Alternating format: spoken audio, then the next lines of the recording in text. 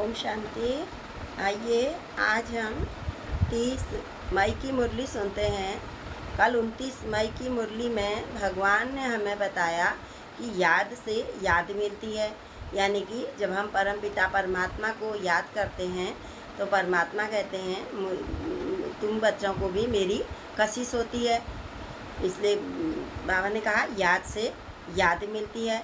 फिर परिपक्व अवस्था जब हो जाएगी तो उसकी निशानी भी भगवान ने बताई कि सारी तुम्हारी कर्मेंद्रियाँ तुम्हारे वश में हो जाएंगी। फिर तुमसे कोई भी इन कर्मेंद्रियों के द्वारा कोई भी उल्टा सुल्टा कर्म नहीं होगा। बाबा ने कहा और यह अवस्था तुम्हारी अचल अडोल हो जाएगी और यह तुम्हारे 21 जन्मों का भाग्य बना देगी। और इस भाग्य को बनाने के लिए भगवान ने बताया कि अपने जांच करते रहो, नोट करते रहो। नोट करने से बाबा ने कहा सावधान रहेंगे कि हमने अब ये बातें नोट करी है कि हमारे में ये कमी है, अब हमें इस कमी को दूर करके कर्मातीत अवस्था को पाना है, क्योंकि भगवान ने बताया है कि अब समय बहुत ही नज़दीक है। इसके लिए भगवान ने कहा संपूर्ण पवित्र बनने के लिए और योग बल से कर्मेंद्रियों पर संपूर्ण पवित्र हमें इस समय बनना है और अपनी जांच करते ही रहना है। सदा बुद्धि में ये रहे कि हम ही सो ब्राह्मण सो देवता और देवता सो हम ही ब्राह्मण बने हुए हैं और अब फिर पुनः हम देवता बनने के लिए यहाँ पर को यह पढ़ाई पढ़ रहे हैं। भगवान की श्रीमत पर हम चल रहे हैं। भगवान ने कहा ये तुम्हें याद रहनी है और इसके लिए बाबा ने कहा तुम्हें बहुत बहुत समझदारी से काम लेना है। इस समय किसी भी पाप आत्माओं से, बाबा करे दुनिया वालों से अपना लेन देन बहुत ही सोच समझ करके करना है। अगर बाबा ने कहा व्यर्थ का अगर लेन देन करेंगे तो बाबा ने कहा पाप कर्मों में पैसा व्यर्थ करेंगे या लेंगे तो फिर बाबा ने कहा उसको विनाश करने में, विकर्म चुक्तु करने में समय लग जाएगा। लेकिन इतना समय परमात्मा ने कहा अब बिल्कुल भी नहीं है। कलयुग अंत के भी बिल्कुल ही अंत में आ चुका है। तो ये कल हमें 29 तारीख की मुरली में भगवान ने बताया। आज हम 30 तारीख की मुरली सुनते हैं। आज की तारीख है 30/5/2024 प्रातः मुरली। ओम शांति। बाप दादा मधुबन। बाबा कह रहे हैं मीठे बच्चे तुम्हें पहला पहला निश्चय चाहिए कि हमको पढ़ाने वाला स्वयं शांति का सागर, सुख का सागर बाप है। सबसे पहले तो हमें यह निश्चय होना चाहिए कि हमें पढ़ाने वाला कौन है। ये गॉडली यूनिवर्सिटी खुली हुई है इस समय, परमात्मा स्वयं आकर के हमें पढ़ा रहे हैं। तो बाबा ने कहा वह है शांति के सागर और सुख के सागर। शांति दुनिया में और कोई भी शांति और सुख दे न सके। बाबा ने कहा देते भी हैं तो अल्पकाल का क्षणभंगुर। तो ये बाबा ने कहा सुख के सागर हैं। कोई मनुष्य किसी को सुख शांति तो दे नहीं सकता है। प्रश्न है सबसे ऊंची मंजिल क्या है, उस मंजिल को पाने का पुरुषार्थ क्या है। कौन सा हम ऐसा पुरुषार्थ करें कि हम उस मंजिल पर पहुंच जाएं। उत्तर है एक बाप की याद पक्की हो जाए, बुद्धि और कोई की तरफ न जाए। यह बहुत ही ऊंची मंजिल है। बुद्धि में व्यर्थ की बातें ना आए, मन इधर उधर न भागे। यह सबसे बहुत बड़ी मंजिल है कि हर समय बाबा कहते हैं अजपा जाप की तरह जिस तरीके से माला जपी जाती है भक्ति मार्ग में, उसी तरीके से तुम्हारा अंदर ही अजपा जाप चलता ही रहे कि और बुद्धि में केवल एक भगवान के और कोई भी याद ना आए। इसके लिए आत्माभिमानी बनने का पुरुषार्थ करना। इसके लिए मैं आत्मा हूँ, सर्व सभी संसार की सभी जितनी भी जीव आत्माएँ हैं सब एक आत्मा हैं और वह सब परमपिता परमात्मा की संतान हैं।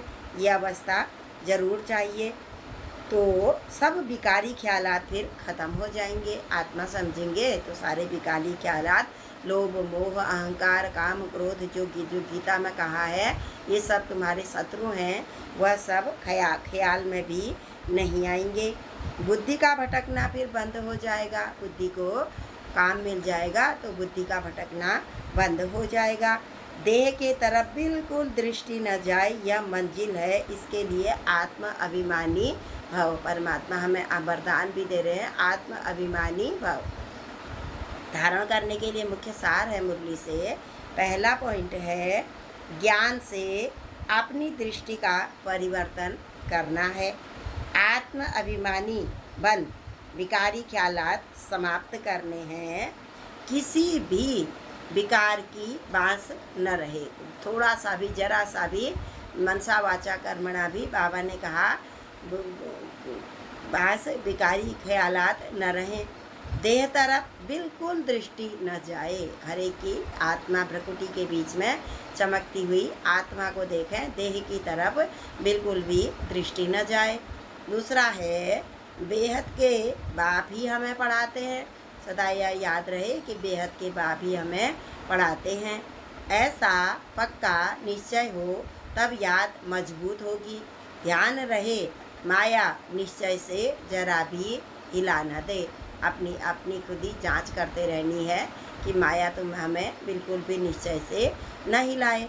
आज का मधुर वरदान है भगवान का हमारे लिए। सेवा भाव से सेवा करते हुए आगे बढ़ने और बढ़ाने वाले निर्विघ्न सेवाधारी भव। सेवा करनी भी है और सेवा करानी भी है, आगे बढ़ना भी है और दूसरों को आगे बढ़ाना भी है। तो बाबा ने कहा ऐसी शुभ भावना, शुभ कामना होगी तो निर्विघ्न सेवाधारी बन जाएंगे। इसका विस्तार है, सेवा भाव सफलता दिलाता है। सेवा में अगर अहम भाव आ गया, मैं भाव आ गया, मैंपन आ गया, तो उसको सेवा भाव नहीं कहेंगे। किसी भी सेवा में अगर अहम भाव मिक्स होता है तो मेहनत भी ज़्यादा, समय भी ज़्यादा लगती है। मैं कर रही हूँ, मैंने ही किया, ये कहने से परमात्मा ने कहा मेहनत भी लगेगी और बाबा ने कहा मैंपन भी मिक्स हो जाएगा, तो संतुष्टि भी नहीं होगी।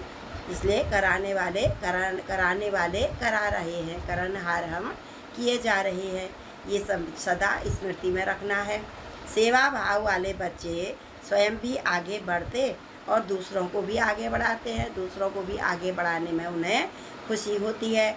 वे सदा उड़ती कला का अनुभव करते हैं, यानी कि वो हमेशा हल्के रहते हैं, क्योंकि सारा बोझ तो परमात्मा को दे देते हैं, भगवान को दे देते हैं, क्योंकि वह हमारे पिता हैं। भगवान कहते हैं मैं इस समय आया ही हुआ हूँ तुम्हारे सारे बोझ लेने के लिए, तुम्हें हल्के बनाने के लिए, क्योंकि 63 जन्मों से माया के वश में होकर के तुम बहुत ही भारी हो पड़े हो। तो बाबा ने कहा स्वयं बोझ उठाने वाले बने और फिर बोझ भी उठा न पाए। तो बाबा ने कहा इस समय सारे बोझ मुझे दे दो। तो उनका बाबा ने कहा दूसरों को जो बाबा ने कहा सेवा भाव से कार्य करते हैं वो सदा आगे बढ़ते हैं और सदा उड़ती कला का अनुभव करते हैं। उनका उमंग उत्साह स्वयं को निर्विघ्न बनाता और दूसरों का भी कल्याण करता है। अपने को भी निर्विघ्न बनाता है और दूसरों का भी वो कल्याण करता है। स्लोगन है आज का, ज्ञानी तो आत्मा वह है, ज्ञान और आत्मा उनके अंदर है जो महीन और आकर्षण करने वाले धागे से भी मुक्त है। परखने की जिनमें शक्ति हो, महीन और आकर्षण करने वाले धागों से भी वह मुक्त हो। अच्छा, ओम शांति, ओम शांति, ओम शांति।